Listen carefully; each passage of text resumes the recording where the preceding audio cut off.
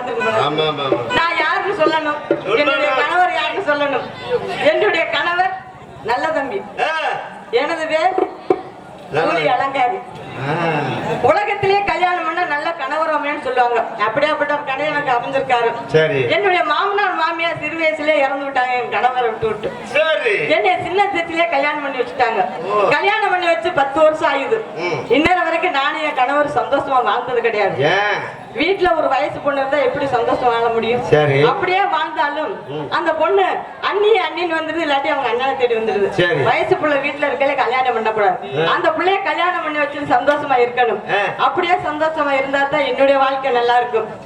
இருந்தாலும் இந்த காலத்துல வந்து அண்ணன் இருக்க தம்பி கல்யாணம் பண்ணிக்கிறது, தங்கச்சி இருக்க அக்கா கல்யாணம் பண்ணிக்கிறது, இதெல்லாம் கல்யாணம் பண்ணிக்காதுங்க. வாழ்க்கையே நல்லா இருக்காது. தாயில பார்த்து கல்யாணம் பண்ணி வச்சாதான் அதனுடைய வாழ்க்கை நல்லா இருக்கும். ஒரு சண்டை சண்டைனா சமாதானம் பண்ண முடியும். காதல் பண்ணி கூட்டி போனா அது எப்படி சந்தோஷமா இருக்க முடியும்? எந்த பிரச்சனை இருந்தாலும் சொல்ல முடியாது. அதனால என்னுடைய கணவர் இன்னைக்கு இல்லாத என்னை அழைச்சிருக்காரு. அண்ணக்காரனுக்கு எந்திரிக்கவே கல்யாணம் பண்ணாம இருந்தா தம்பிக்காரன் பண்ணாம இருப்பான். அந்த காலத்துல இந்த காலத்துல ஒரு வீட்டுல ஒரு பிள்ளைய வச்சு கல்யாணம் பண்ணாம இருக்கலாமா? நாங்க இருக்கிறோம். எந்த நாளையில இருக்க மாட்டாங்க. நான் 10 வருஷம் இருக்கேன். அதனால இன்னைக்கு என்னுடைய கணவர் என்னை அழைச்சிருக்காரு.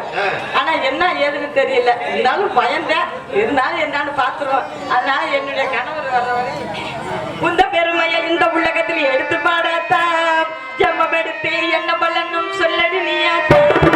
இந்த பெருமையை இந்த உலகத்தில் எடுத்து பாடத்தா ஜென்மம் எடுத்து என்ன பலனும் சொல்லடி நீயாத்தா.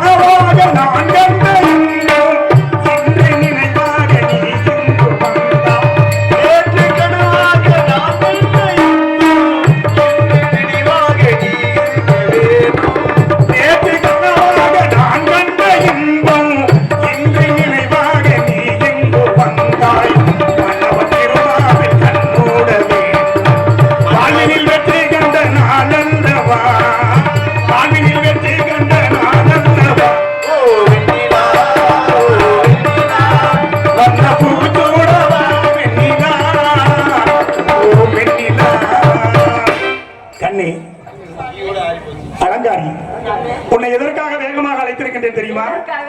வேற ஒண்ணும் இல்ல, என் தங்கச்சிய உங்க தங்கச்சி என்னுடைய பழைய நண்பன் மானாமதுரையை சேர்ந்த காசி மன்னன் பெண் கேட்டு வருகிறாரா?